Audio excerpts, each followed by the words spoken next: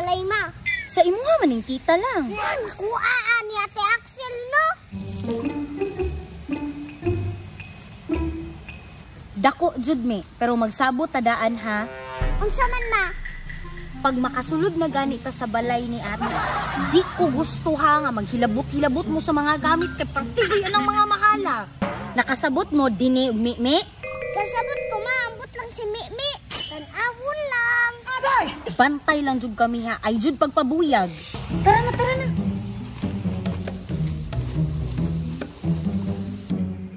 Hi, Ti!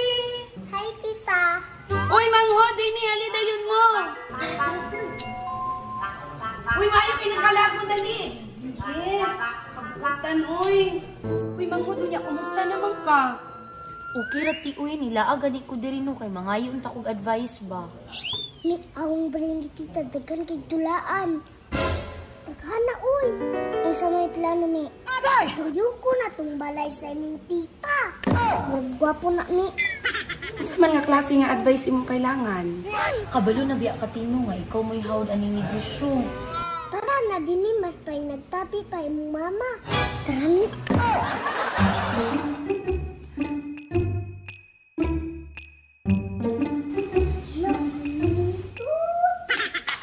Kuyawa ani mi no. Unsa man ni dini bula? Bulak na. Tara, sa uban na pud ta. Tara. Hala. Kuyawa ani dini uy. Mi, kini pud mi. Abay! Lagi ti. Lagi ti lisod jud kaayo. Bunalan. Patay din ni siga ang hagdan. Patay noong sa mani. Uy, okay na kayo na manghod, panagsaragay mo mga laang. Excuse ati ha. Sige na. Mga bata ka mo. Abay! Tali. Dali na. Kahit di kayo mga ulo ba? Jud lagi mo kasabot ay. Di ba giingnan man tika dini nga di magsigig sipat-sipat?